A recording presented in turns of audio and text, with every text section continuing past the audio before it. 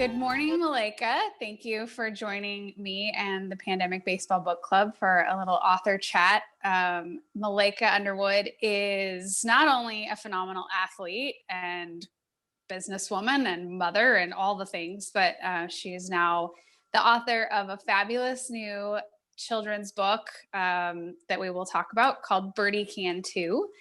And I'm very excited to be chatting with you about this because not only did I have the honor and the pleasure of illustrating this fabulous idea of yours, but it's nice to talk with you again because actually how we met, quote unquote, was that you were generous enough to grant me an interview, grant me some of your time for my own book.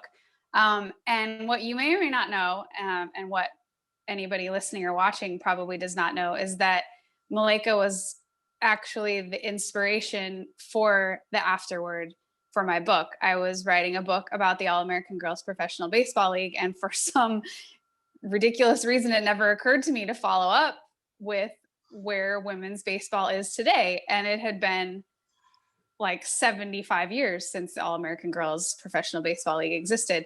And I read an interview with you, Malaika, and the Women's World Cup was happening at that time, which you were participating in for the USA Baseball Women's National Team. And I read a line in that interview that struck me. And it was because it was pretty much verbatim the line that a woman had said, like, about her experience 60 years ago. And I was like, okay, there's something going on here and I need to talk to these people. And the first person that I felt like I wanted to talk to was you. I couldn't really reach into the page and ask you the questions myself, but I was very lucky to be connected with you and you were very generous with your time. So it's cool because here we are again and you have your own book. So I want to get into the book itself and what fueled the idea and sparked it. But I think a great way to get to that would be to back up a little bit and let you tell everyone what your experience is with baseball and your experience growing up as a child yourself, since you've written a book for kids. And you are a very well-rounded athlete. You play many sports, but can you tell us a little bit about your experience growing up playing sports, your awareness of your athleticism, and when you decided you loved it, and what that experience was like as a kid growing up until you realized this is what you really wanted to be doing? Yes. Well, first, thank you for having me on and for having the idea to have this conversation about the book and about women's baseball. And I'm excited and also honored that you were willing to illustrate the book. And I want to thank you as many times as I can because you really brought the idea to life, and that was an important piece of it. So I've always loved baseball, always, since I can remember. And I started playing Little League T-ball just like everybody else. And I sometimes say just like every little boy, but I need to stop saying that because more and more girls are playing, which is really great to see. But in the neighborhood that I grew up in San Diego, we would play outside all the time. And so we would play, if there were only four of us, we'd find a way to play 2-on-2, four people out there, just cut off part of the field and only hit to left field and have your teammate pitch to you. And we'd play in the front yard with tennis balls. We learned that lesson. It had to be tennis balls because we broke a few windows when we were playing with hard balls. but we just grew up playing. And so it was a part of who I was. And, over time, I got pretty good at the game. But I also, as I was developing as an athlete, watching more and more girls leave the baseball field to go to softball. And I got asked many times if that was something that I wanted to do. And it wasn't because I thought any less of the game of softball. It just wasn't the game I was interested in. And so when I got to middle school age, I had a decision to make. And that was whether to switch to softball or to try out for the high school baseball team. And I decided I was going to try out for the high school baseball team. And I actually wrote letters to various high school baseball coaches at different high schools throughout San Diego to see what kind of response I would get. And really, and I said this in my letter, I was just looking for an opportunity, not any special treatment, but just a fair opportunity to try out for the team. And I got a variety of responses. I got responses that were pretty direct in that they had a softball team and they expected that I would try out for the softball team and not for the baseball team. I got some who were a little bit wishy-washy, and then I got some who were really open to it and said, look, if you're good enough, then you'll make the team. And one of those coaches was Coach Allen at La Jolla High School. And that's where I ended up going to high school. Because I was an athletic-minded kid, and baseball was in the spring, I had a couple of seasons to fill. So I decided I'd also play volleyball and basketball for the school, and tried out for both of those sports and made the teams there as well. And that would ultimately serve me really well, because through high school, that pressure to play softball was alleviated some by my success in volleyball and basketball, because a lot of people would hide behind the pressure or the suggestion that I'd switch to softball because they thought, well, you're going to miss out on scholarship opportunities if you don't switch, because there just wouldn't be that same opportunity in baseball for me. But I was getting that interest on the volleyball and basketball side. So people were less inclined to push me on the baseball side. So it really freed me to pursue baseball. And I played 2 years of JV and 2 years of varsity in baseball and enjoyed my career there. Ultimately, I got a scholarship offer from the University of North Carolina for volleyball. And it was the type of school, big, far away from home, that I wanted to go to. So I accepted the offer. I also happened to be a Michael Jordan fan. So going to the university and being a Tar Heel was very, very appealing to me. And I went and I had a wonderful career, great teammates, great success at the school, but I really missed baseball. And when I left high school, I thought, well, this is kind of the end of the story. Had a great run with baseball. I'll just become, a baseball fan and continue to watch the Atlanta Braves, which I grew up watching on TBS. And the time of those games, because I was on the West Coast, was perfect. A 4 o'clock game, which was obviously a 7 o'clock Eastern game, but a 4 o'clock Pacific game was ideal, so I could watch it. I used to fall asleep on the couch watching a game. My brother would come in and turn to the TV, and I would wake up and say I was watching that. And he was like, "No, you were sleeping." But anyway, I just thought, when I went away to college, that my baseball career was over, but I really missed it. So by my sophomore year, I started to coach a little local rec team at the Chapel Hill Rec.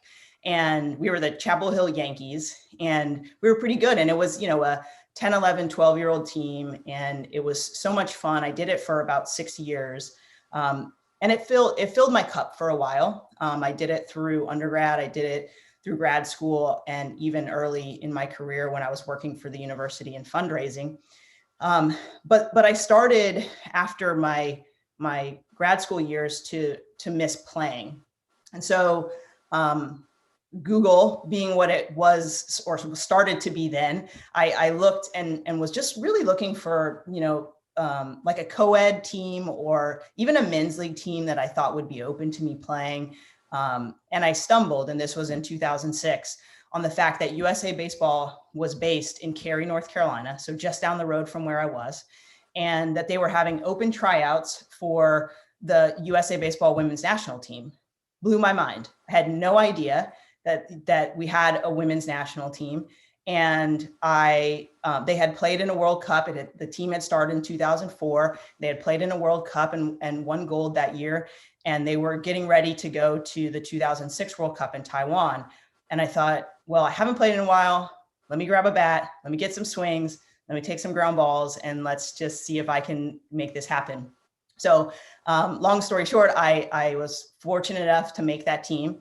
And I haven't looked back since. I've been playing for the USA Baseball Women's National Team ever since then. And it's been such a fantastic ride. We've had such a great team. I've met so many great, talented women who also love baseball. I've met really great and had really great coaches who have taught me a lot about the game. I grew up a second base.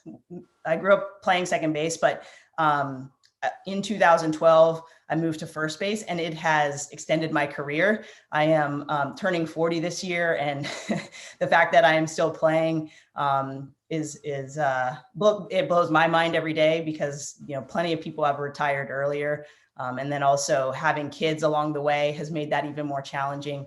But here I am, and I'm hopeful. I mean, we're in the midst of a pandemic, of course, which has put a pause on our competitions, but I'm hopeful to have the opportunity to play at least one more time before I retire and maybe go down the coaching path. I have a feeling you will.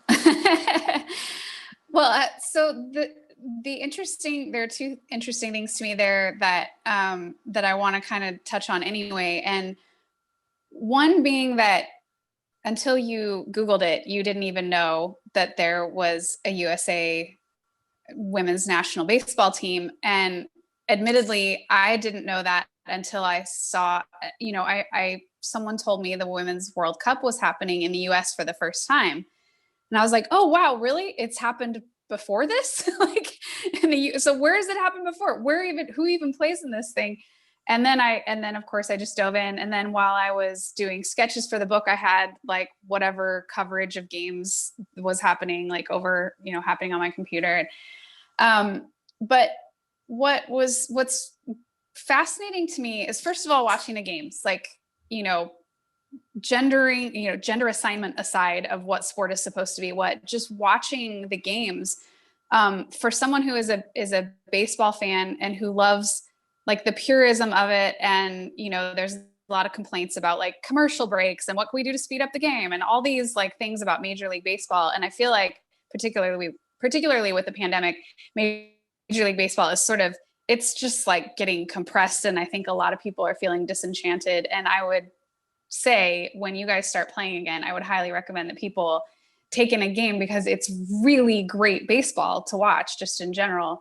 But I also think it's very interesting that you were saying that you also had these other sports to focus on in high school that sort of alleviated the pressure of having to switch over to a sport that you didn't play. And one of the interesting things I learned, again, admittedly, like didn't really realize just how different softball and baseball are. And there's, I think, a lot of confusion that there's gender assignment, like girls play softball, boys play baseball, which makes it seem like it's this sort of, inferior version of baseball is the stereotype that goes with it, which obviously it isn't. And all you have to do is watch a professional softball game to realize how stupid that whole idea is. So the initial reason that these things were separated in the beginning is already, irrelevant. But you had a different experience where you were playing baseball in high school, but you were playing with boys and men. But then you also, I'm assuming when you played volleyball and basketball, were on women's teams, correct?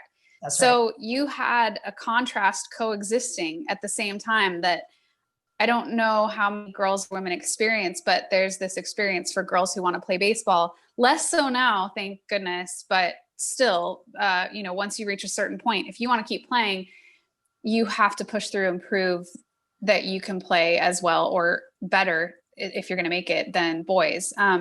So can you illuminate a bit on those coexisting experiences and what the differences were in playing on a team with boys and then having the opportunity to play with all women, and them existing separately in separate sports, and then the realization that you could have both, you could play the sport you love and also play on a team of women, and what you think that means to girls and women to be able to play with other girls and women.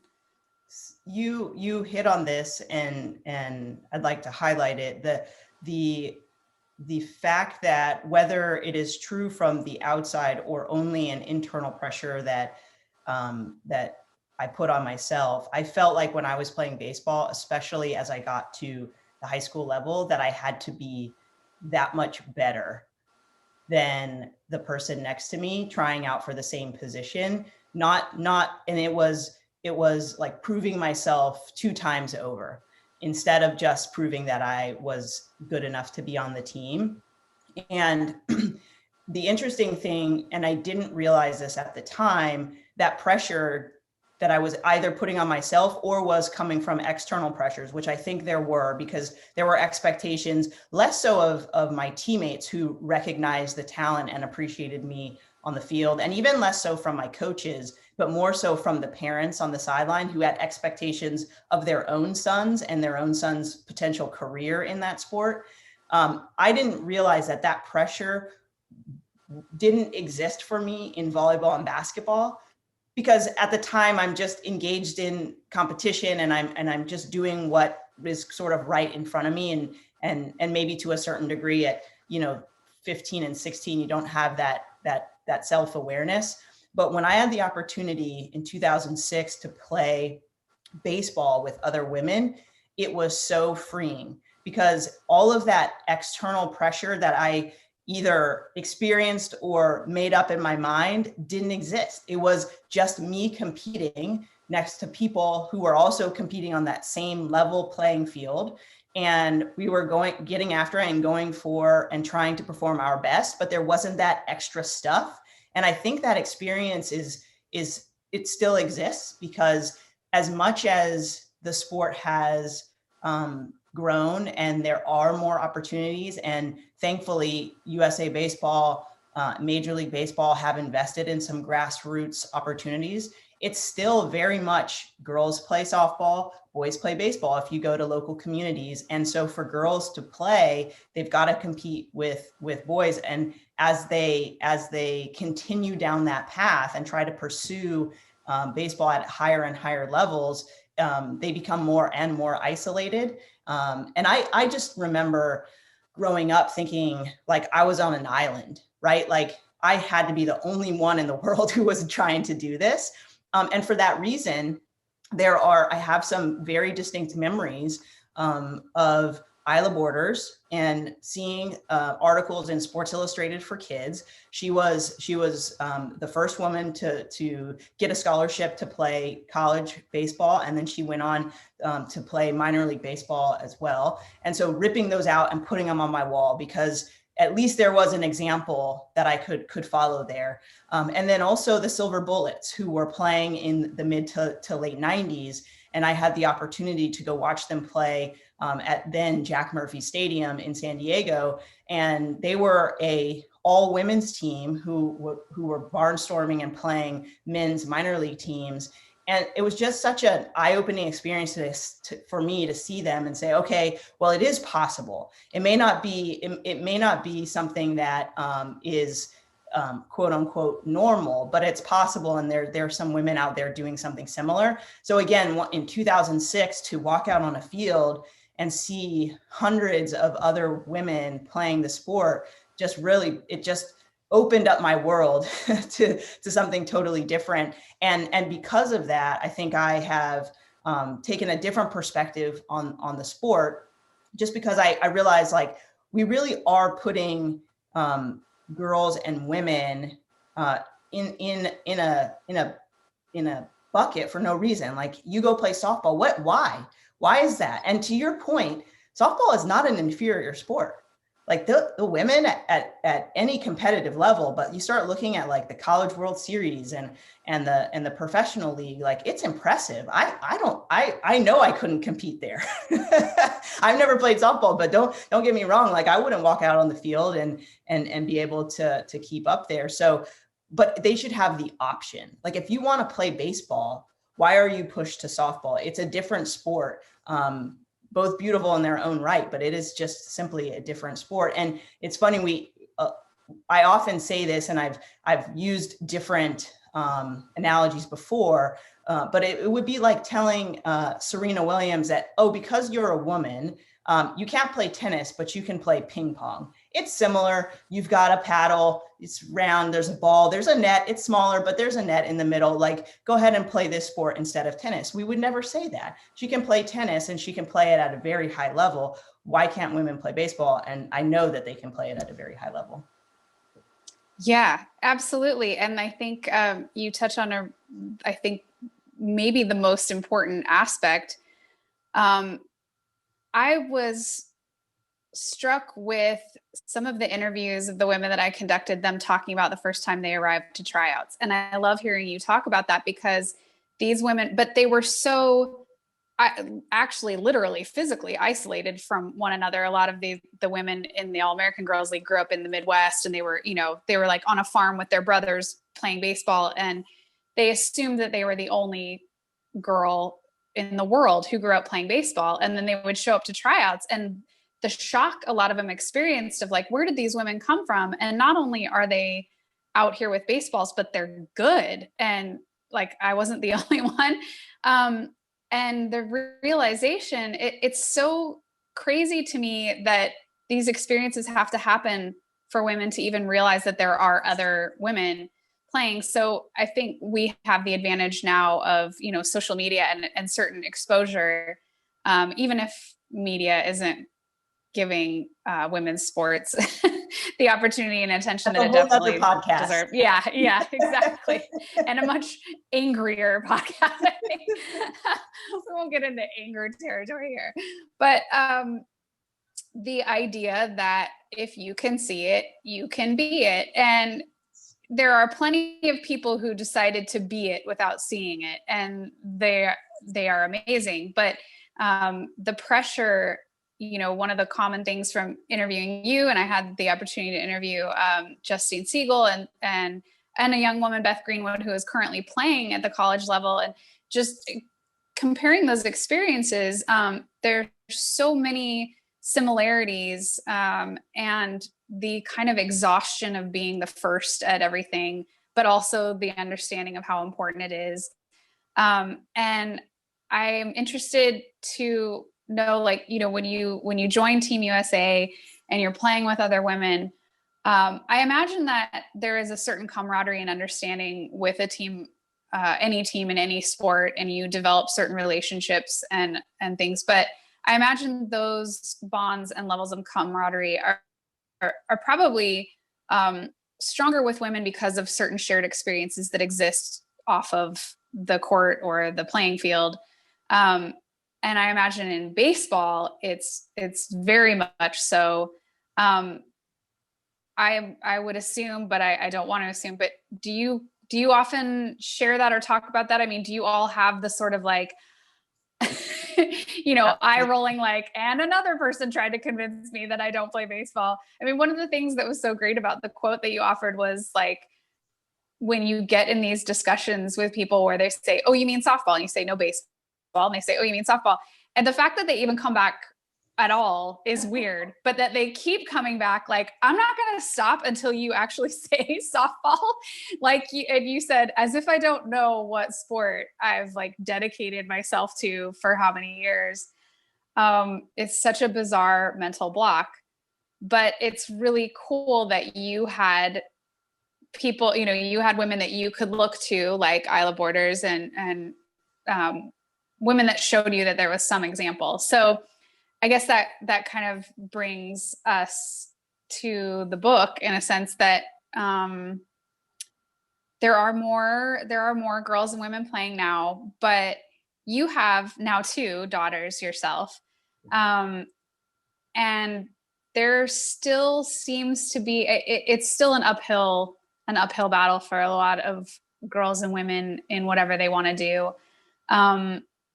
So can you talk about kind of the moment that you realized that this book was, that you had the idea and why it was necessary, and why you decided it was necessary for like toddler age? Because we have books. I wrote a book that's meant for like all ages, and it kind of goes along with actually playing. There are some opportunities at certain levels, or you can fight your way into something at certain levels, and now you can maybe play in college.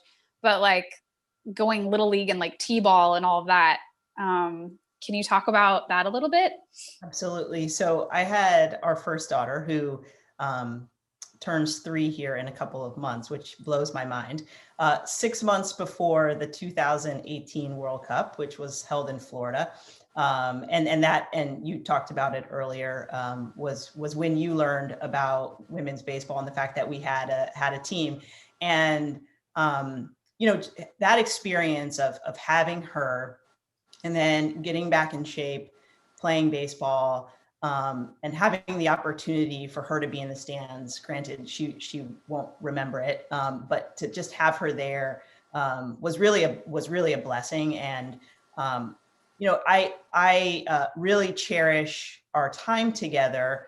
One, because I work and travel quite a bit and play baseball, and I can be gone for weeks at a time.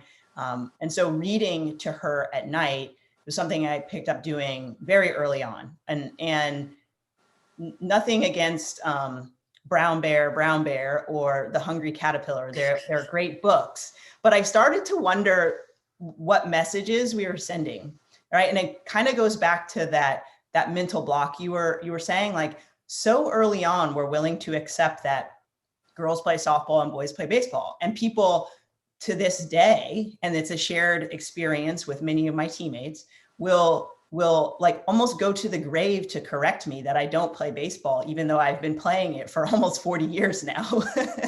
and so it just occurred to me late one night, and I know other parents can relate to just having those late nights, whether your kid is up or you're just up because you put your kid down and for the third time and you're having problems falling asleep. And I started to think about the books and the message and the fact that I really wanted my daughter Birdie to understand that she could too, whatever it was, she could do it. And obviously baseball is important to me. And so my initial reaction was to create this story around her seeing, very much like I did, men playing baseball, and then realizing that she could do it as well, and going through the process of learning the game, maybe overcoming some failure, and then having some success. And the next day after having that thought, I was walking, and I thought, well, this applies, this kind of idea applies to more than just baseball. There are other sports, there are other professions that are male dominated professions. So I started just jotting down other areas where I imagine this same sort of story could happen. But at the end of the day, my passion and what I wanted to bring to life was really around the baseball story. And just giving kids at the start this opportunity to see things, and to believe that they could do it. And so that's how it kind of came to fruition. And it took a few years. I mean, it took us meeting and talking, and you finishing your book about the All-American Girls Professional Baseball League and finding time, and it just figuring out who could publish it and how to go about that, because I'm not an author by trade. Definitely not a children's book author by trade, but now you are. Yes, now. but I just felt like it was important to get out, because if I had that same thought about my daughter, there had to be other people who had that same feeling, that they wanted to give their daughter the best chance at doing whatever it is that she wants to do, and sort of breaking down some of those barriers that we artificially set for women. So that was the inspiration. And now I have an almost 8-month-old, she's our second daughter, Kit. And I feel the pressure to interweave her into the story as well, because she also needs to know that she can do anything that she wants as well. But she'll have an older sister who will help her navigate much of that, I'm sure, as bossy as my oldest is. But to see it come to life has been amazing. It's taken a couple years, but it was well worth the wait. And I'm just so excited. I've had friends who pre-ordered it and have started to receive it, and seeing their young kids holding it, or seeing them read it to them by way of picture and text, like it's just really filling me up and making me feel like it was worth all of that effort to bring it to life. Agreed. And I just seeing it come together. When you told me about the idea, I thought it was adorable and a great idea. But the first thing I thought of was like, I don't have kids, so I don't sit down with board books often, but I am an illustrator, and I have like a crazy affinity for children's literature, and I've got probably more kids books than any childless adult should have.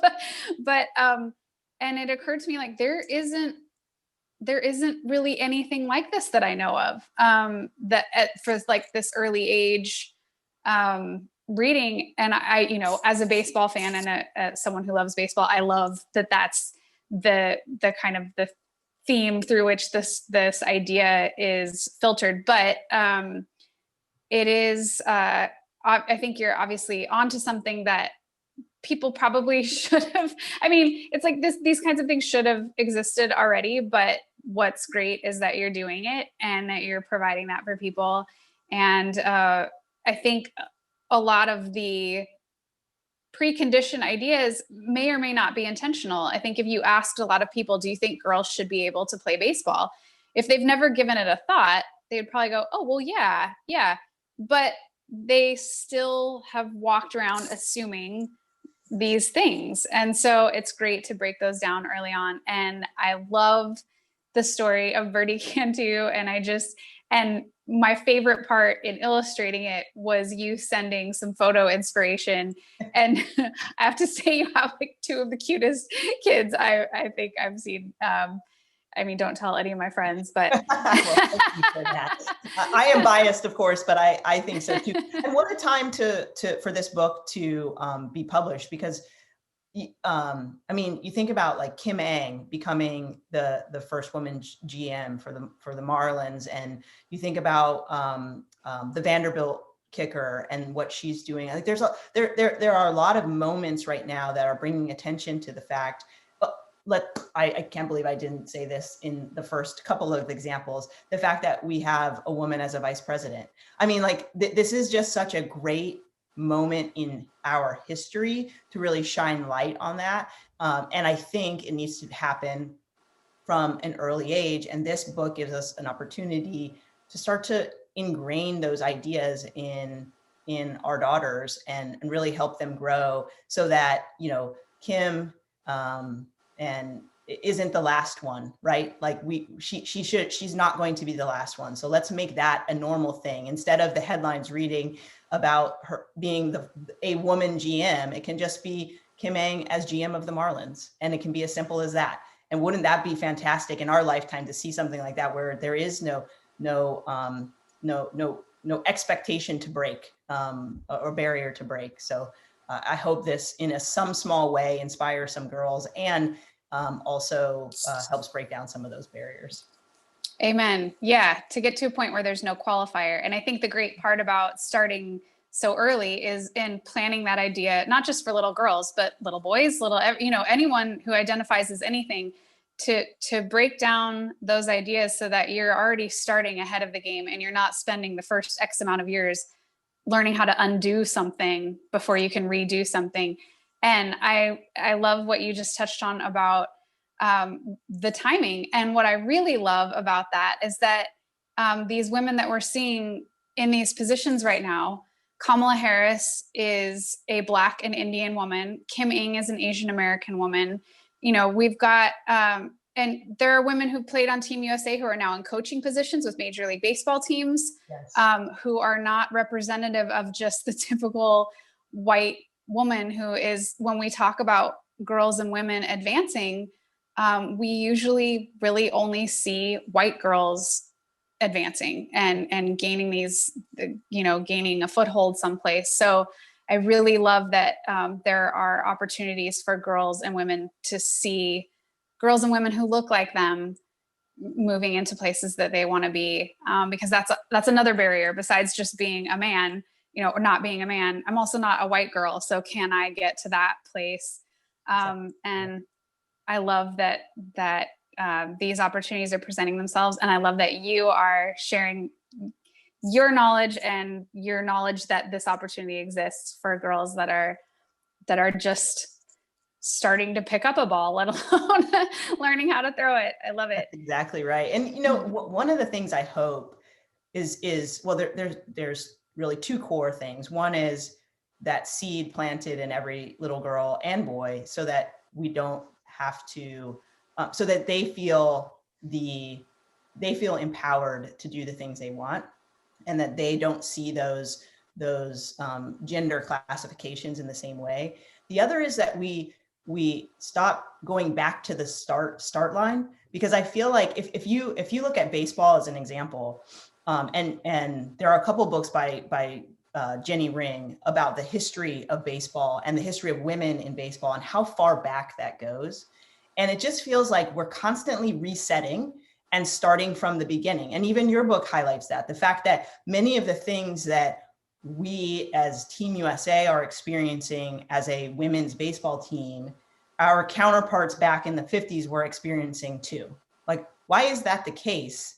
Why do we keep going back to the start? And I think part of that is because we allow our children to grow up under these stereotypes, and then we ask them to break them as young adults instead of breaking those stereotypes early. And so let's start with these books that just blow those things out of the water. Like, we don't need to have those gender stereotypes. Women can play baseball. Women can be presidents. Women can be lawyers, firemen, engineers, all of those things, astronauts. They can be all of those things, and there doesn't have to be a qualifier on it. So I hope that this kind of helps reset in some small way those gender stereotypes, and we don't have to keep going back to the start and feeling like we're taking 2 steps forward and then 2 or 3 steps back and then trying to gain again, and pointing to history and saying, but this happened before. Like, why are we doing this all over again? We should be much farther along. Yeah, absolutely. And I think you're right. It's a matter of who tells the stories, who writes the rules, who dominates like the power structure. And when we all exist in that, it just sort of perpetuates, even though we keep seeing these things happen over and over again. So I love the idea, and I would love to know if you have an idea of what you might do next, if you plan to do another one, and what you might pursue for the next one. That's a really great question. And if you had asked me this question about 2 years ago, before Kit was even in the picture, right, I would have said I would probably just pick up something like Birdie Can too, under like the president or some sort of political theme. But now that our youngest daughter, Kit, is in the picture, I really want to find a way to integrate her into the story, and maybe have Birdie teaching her some things. And maybe I'll just pick up one more time on the baseball theme, because I love it so much. And I think there's still a lot of work to be done as it relates to increasing opportunities for girls and women to play baseball. So maybe that's another fun way to do that, and bring Kit into the story, and then tackle some of those other careers and themes that I have in mind. Well, I think you have enough for about 500 books if you really really wanted to. But I'm really glad you started with this one, and it was a joy to work with you on it, and it's a real joy to see it come to life. And if you wouldn't mind sharing with people where they can obtain the book. And also I just want to put a little note out there that we've just kicked off a giveaway, and we'll be giving away a signed copy of Birdie Can too, and also I believe a signed baseball signed by Team USA star and veteran player Malaika Underwood. And there will be a print of an illustration from Birdie Can too in there, all kinds of fun goodies. So you can check it out on social media, Twitter, Instagram, either Malaika's account or my own. And but where can people buy the book? Because they're going to want more than one, obviously. Yes, they should buy lots for themselves, and then also as gifts. They make great gifts. Go to our website, birdiecan2.com. So BIRDIE can2.com. And I should say that the 2 is TOO. So BIRDIECANTOO.com. There'll be a couple of different options for purchase. At this moment, I'd encourage you to purchase it from the USA Baseball website, because it supports USA Baseball, and obviously the women's national team is hoping to be back on the field soon, but you can also get it on Amazon and places like that. So if you need quick delivery, that might be a good option for you. And just really appreciate the support and hope that you get as much enjoyment out of the book as I have, and that my friends and family have already. Awesome. Yes, agreed. Thank you so much, Malaika. Thanks for joining me, and thanks for creating this book. And I can't wait to buy it for every little person or little person to be that I know of. Awesome. Thank you again. Thank you.